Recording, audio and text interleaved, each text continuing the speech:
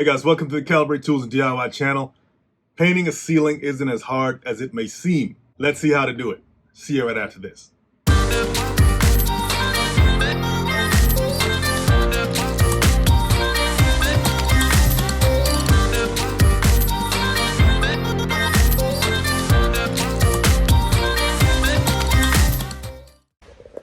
All right guys, we're gonna get ready to paint this room here.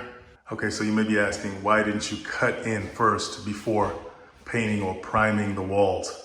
Well, when you're dealing with flat paint, you don't have to worry about cutting in first. But if you're dealing with a gloss or a sheen, then you want to cut in first. Even though the floor looks messy, it's mostly dust, and we can clean that up. But we're gonna cover the floor, we're gonna protect our floor so the paint won't fall on it. And usually when you paint a room, you start with the ceiling first. But we're just priming the ceiling first. When we start the paint, we will start with the ceiling first, then the walls. All right, guys, so when you're getting ready to paint your room and you want to protect your floors, best case scenario is to remove all the items from the room. Now, we're doing a whole house renovation, remodel. And to be honest, in all the rooms, we did not remove everything. In some of the rooms, there's a lot of junk, there's furniture, but we made sure that we put them in the center of the room. We didn't have to necessarily trip over anything. So if it's very inconvenient for you to move all the furniture or whatever you have in your room out of the room, put it in the center of the room, or if you have a closet available in the room, try to put as much as you can in that closet. Now here I'm using a plastic to cover the floors, but you can also use a canvas, a heavy canvas, to stop the paint from leaking onto the floor. You can use what's called rosin paper for hardwood floors. It's a heavy duty type of paper that's used to protect surfaces during construction. So those are some other options for you. If you can, you want to wear something comfortable as far as clothing, because you're going to be bending down and stuff like that. Tight clothing won't help. I know you don't see me wearing a hat in here, but if you have any kind of head covering, baseball cap, safety glasses to protect your eyes, your skin, your hair from paint splatters, I would even suggest a mask, especially if you're using a paint sprayer.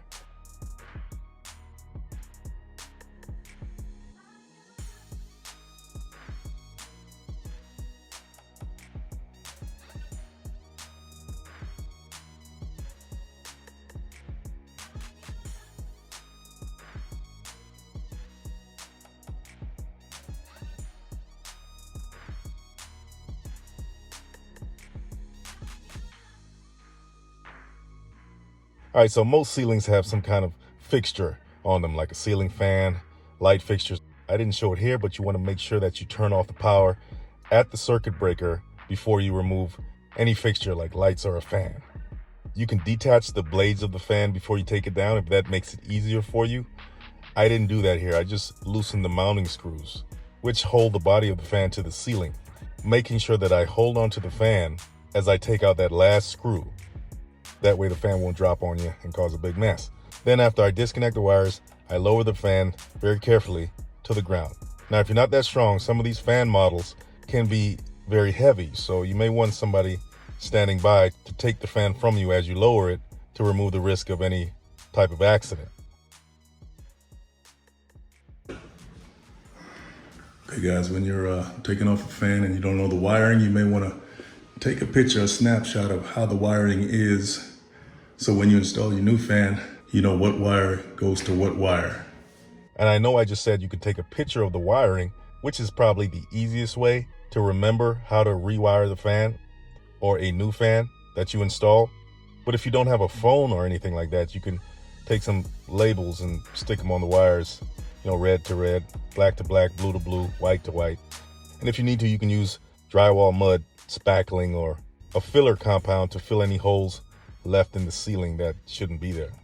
And if you don't want the tips of your wires to be painted over, you can put some painter's tape around them, or like I did, I just tucked them into the ceiling.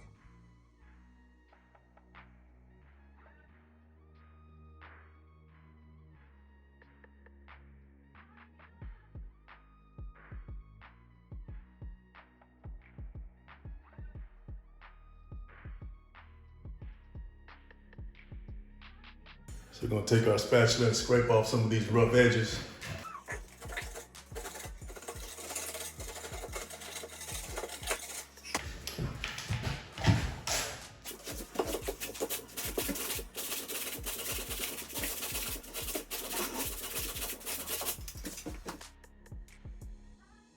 Now, this is the cutting in process that I spoke about earlier. You're simply creating a border around the area that you're going to paint. This makes it a lot easier when you paint because all you have to do is fill in that area within the borders, right? Just fill it up. You don't have to worry about accidentally hitting the wall, especially if the wall is another color. But it's important to know that if you're only painting the ceiling and not the walls, you're only going to be cutting in the ceiling, not the walls and the ceiling like I'm doing here. We're doing the whole room, so that's why I'm doing both the wall and the ceiling. But if it was just the ceiling, it would be a much slower process because now you have to pay attention not to touch the walls at all. That's a much more precise cutting in process when you're doing a single surface or single wall or ceiling. In any case, cutting in makes the painting process a lot faster.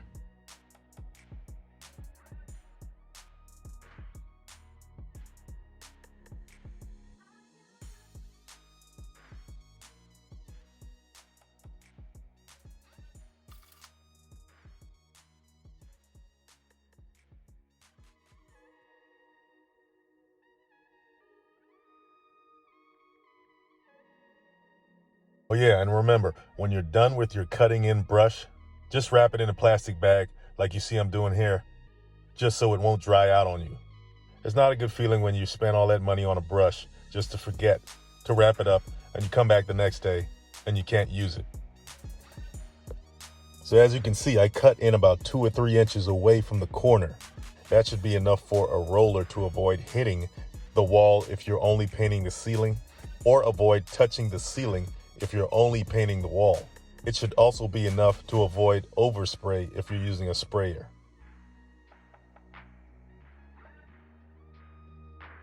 All right, guys, when you're pouring your paint, especially from a 5-gallon bucket, make sure that you lift with your legs, not your back. A full bucket could weigh about 40 to 50 pounds. That could do some serious damage if you handle it wrong. If you want to make it easier to pour, you can transfer some of the paint to a smaller container first. They got much easier ways. They even have hand pumps, different types of gadgets to help you pour. And don't forget to clean the bucket up after you pour.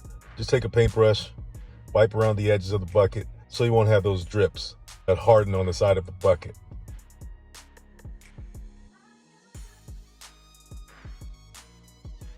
Now you want to start in a corner and work in sections. Now with the roller, as you can see, I'm maintaining a consistent length, coming back to my starting point and ending up in the same place with each pass. And the goal here is to work quickly so you can keep that wet edge. And that just means that you don't want to let the first section dry, that last edge of the first section dry before you start painting the next section. That way the two sections are going to blend together as if they're one.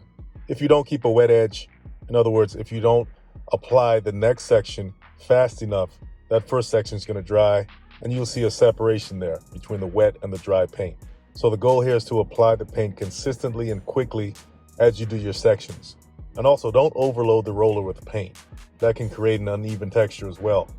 And with the paint sprayer, make sure your settings are dialed in so you won't spray a coat that's too heavy and it starts dripping on you or the paint starts running. Then you're going to have to go back and do it all again. It's best to have your settings dialed in and practice on a piece of cardboard or a section of the wall before you apply the paint to your designated area.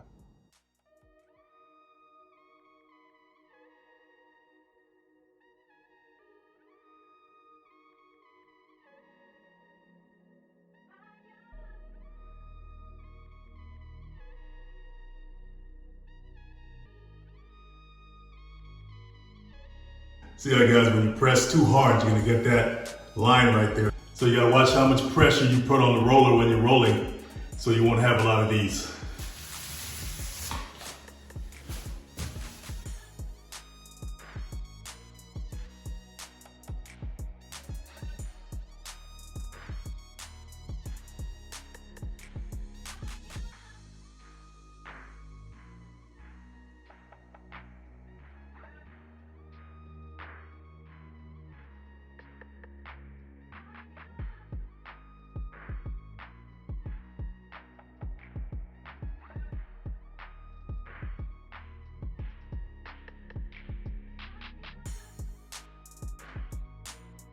All right, guys, that's the basics on painting a ceiling using a roller. If you do the cut-in process, it makes it a lot less stressful because you're not wasting all that time trying not to touch a wall you're not supposed to touch. Anyway, guys, if you got some comments, please leave in the comments. I'd love to hear your feedback. Check out the links below to support the channel, and I'll see you in the next one.